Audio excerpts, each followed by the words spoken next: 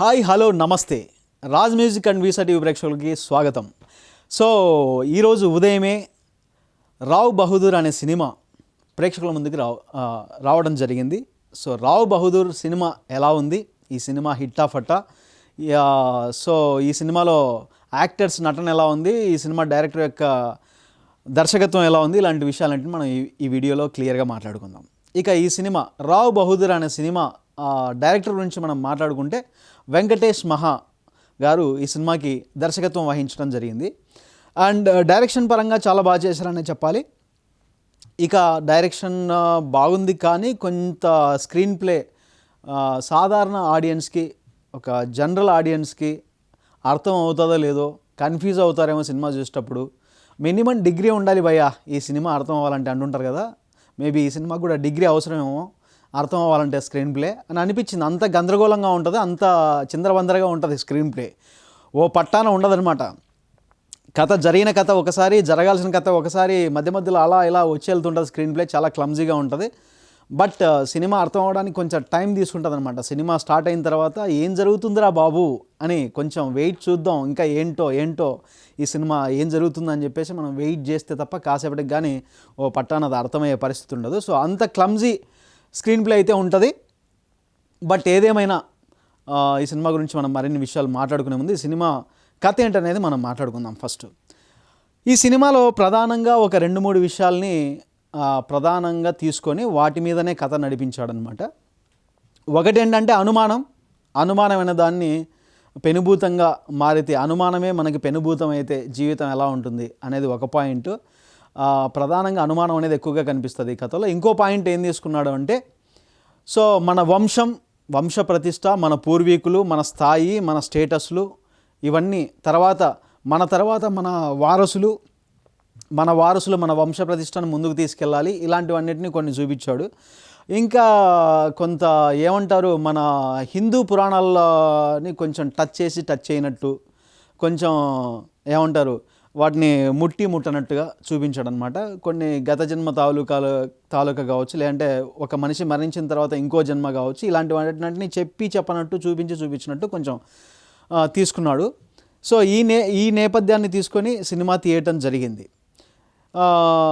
So ఇందులో సత్యదేవ్ హీరోగా చేయడం జరిగింది. సత్యదేవ్ క్యారెక్టర్ ఏంటంటే, సో మెయిన్గా సత్యదేవ్ ఈ సినిమాలో starting to finish one man show లాగా కనిపిస్తూనే ఉంటారు సినిమా స్టార్ట్ అయినప్పటి నుంచి ఎండింగ్ వరకు కూడా. సో ఒకానొక టైంలో తనకు పెళ్ళే వద్దనుకుంటాడు. ఈ ఇల్లు, ఈ ఇంటి బాధ్యతలు నాకెందుకు, ప్రపంచమే నా కుటుంబం అనుకొని ఇంటిని వదిలేసి ఒక 5 సంవత్సరాలు ప్రపంచం అంతా తిరిగేస్తాడనమాట, రకరకాల దేశాలు. తర్వాత వాళ్ళ నాన్నకి హెల్త్ బాగాలేదని ఇంటికి తిరిగి వస్తాడు. ఇంటికి తిరిగి వచ్చిన తర్వాత ఏంటంటే, కనీసం నాన్న హెల్త్ బాగాలేదు, నువ్వు పెళ్లి చేసుకుంటే అన్నా నాన్న హెల్త్ బాగుంటుందేమో, తన పక్కన ఉన్న ఫ్రెండ్ మీ అబ్బాయి పెళ్లి చేసుకొని ఫ్యామిలీతో రాబోతున్నాడని ఒక అబద్ధం చెప్తాడు. ఆశతో అంటే ఆరోగ్యం కుదుటపడి లేస్తాడేమని.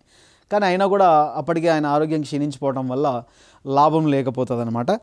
సో తను పెళ్ళే వద్దనుకున్న సత్యదేవ్ తన నాన్న మరణం తర్వాత పెళ్ళి చేసుకుంటాడా, మళ్ళీ నాన్న చనిపోయిన తర్వాత యథావిధిగా ప్రపంచమే నా కుటుంబం అని చెప్పేసి కుటుంబాన్ని, ఇంటిని వదిలేసి, కుటుంబం అంటే ఇంకా నాన్న ఒకటే ఉండేది కాబట్టి, నాన్న పోయిన తర్వాత కుటుంబమే లేదు కాబట్టి ఇల్లు ఒకటే ఉంటుంది, ఇంటిని వదిలేసి మళ్ళీ ప్రపంచ యాత్రకి వెళ్తాడా, లేదా ఆ ఇంట్లోనే ఉంటూ వాళ్ళ నాన్న ఆశయాల్ని ముందుకు తీసుకెళ్తాడా, లేదా ఆ తర్వాత ఏం జరుగుతుంది, తర్వాత పెళ్ళి చేసుకుంటాడు, పెళ్ళి చేసుకున్న తర్వాత ఏమవుతుంది, అనుమానం ఎలా పుడుతుంది, దేని గురించి అనుమానపడతాడు, ఇలాంటి విషయాలన్నిటినీ మనం తెలుసుకోవాలంటే ఈ రావ్ బహదూర్ సినిమా చూడాల్సిందే. నేను చెప్పిన పాయింట్స్ని బట్టి మీకు అర్థమైంటుంది. ఇవేం కొత్త, చాలాసార్లు చూసిన పాయింట్సే కదా.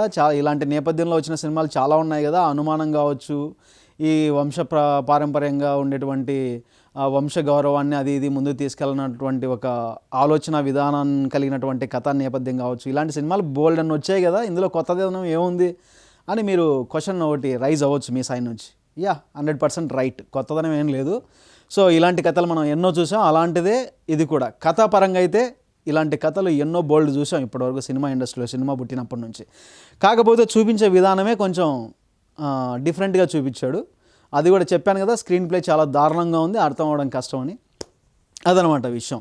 ఇక ఈ సినిమాలో స్టార్స్ విషయానికి వస్తే, సత్యదేవ్తో పాటు ఒక 2-3 క్యారెక్టర్లు, ఒక 2 క్యారెక్టర్లు గట్టిగా కనిపిస్తాయేమో. ఆ 2 క్యారెక్టర్లు కనిపించే క్యారెక్టర్లు కూడా వెల్ నోన్ ఫేసెస్ అయితే కాదు, అందరు కొత్త వాళ్ళే ఎక్కువగా కనిపిస్తారు.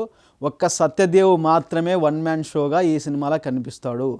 ఇక ఈ సినిమా చూస్తున్నప్పుడు నాకు ఏమనిపించిందంటే, సినిమా సత్యదేవేనా తీసింది, అసలు సత్యదేవ్ పొరపాటున ఈ సినిమాని ఏమన్నా సెలెక్ట్ చేసుకున్నాడా అని అనిపిస్తుంది. ఎందుకంటే సత్యదేవ్ సినిమాలంటే మనకు ఒక ఇంప్రెషన్ ఉంది, సత్యదేవ్ మినిమం ఒక మెసేజో ఏదో పాడో కొత్త విషయాన్ని చెప్పే ప్రయత్నమే చేస్తాడు కదా, ఇలాంటి సినిమా ఎందుకు చేశాడు అనే డౌట్ మనకు మొదలవుతుంది. అదనమాట విషయం. సినిమా అయితే అంత బాగోలేదు అనిపించింది నాకు. ఎక్కడ అంటే స్క్రీన్ ప్లే చూపించిన విధానంలో కథ చాలా పాతది, రొటీన్గా ఉంది. దానికి తోడు ఈ కన్ఫ్యూజింగ్ స్క్రీన్ ప్లే ఏంట్రా బాబు అని అనిపించింది అనమాట. చాలా ఓపిక్గా చూడాలి సినిమా, అలా ఉంటుంది. ఇక ఈ సినిమా ప్రొడ్యూసర్ ఎవరు పాపం, ఈ సినిమాని ఎలా నమ్మి డబ్బులు పెట్టాడు అని మనకు అనిపిస్తుంది. అయితే నాకు ఇంకో విషయం అర్థమైంది, సినిమాకి ఎక్కడ కూడా బడ్జెట్ కనపడదు. ఒక్క ఇంట్లో సినిమా అంతా చుట్టేశారు భయ. సో ఆ ఇంట్లో ఏంటంటే సత్యదేవ్ పూర్వీకుల ఫోటోలు, చనిపోయిన వాళ్ళ ఫోటోలు అన్నీ ఉంటాయి. ఆ ఇంట్లోనే కథ అంతా నడుస్తూ ఉంటుంది. ఇంకా ఆ ఇల్లు దాటి, కాంపౌండ్ దాటి కూడా బయటకు వెళ్ళదు. సో చాలా లిమిట్ బడ్జెట్లో తీశారేమో వీళ్ళు. సినిమా బాగాలేకపోయినప్పటికీ తక్కువ బడ్జెట్లో పూర్తి చేసి దీన్ని ఏ ఓటీటీలోనో ఏ శాటిలైట్ పరంగానో మనం తక్కువ బడ్జెట్లో తీసి మార్కెట్ చేసుకోవచ్చు మంచిగా అనే ధైర్యంతో సినిమా తీశారేమో అనిపించింది. అంత తప్ప సినిమాలో ఏం లేదనమాట. సో అది రావ్ బహదూర్ సినిమా గురించి. ఏదేమైనా స్క్రీన్ ప్లే చాలా వెరైటీగా, డిఫరెంట్గా ఉంది. గెటప్లు చాలా వింతగా ఉన్నాయి. అంటే మనం ఇప్పుడు ఈ జనరేషన్లో నడుస్తున్న కథ లాగా తీయలేదు. ఎప్పుడు స్వాతంత్రం వచ్చింది కదా మనకు 1947లో, స్వాతంత్రం వచ్చిన తర్వాత 20 years తర్వాత, అంటే 1967లో జరుగుతున్నటువంటి స్టోరీ లాగా ఈ రావ్ బహదూర్ సినిమాని తెరకెక్కించడం జరిగింది. అది విషయం. సో ఇలాంటి మరిన్ని వీడియోస్ మీ వరకు రావాలి అంటే మా రాజ్ మ్యూజిక్ అండ్ వీసా టీవీని సబ్స్క్రైబ్ చేసుకొని బెల్ ఐకాన్ యాక్టివేట్ చేసుకోండి. మరొక మూవీ రివ్యూ వీడియోతో మళ్ళీ మీ ముందుకు వస్తాను. Until then keep watching.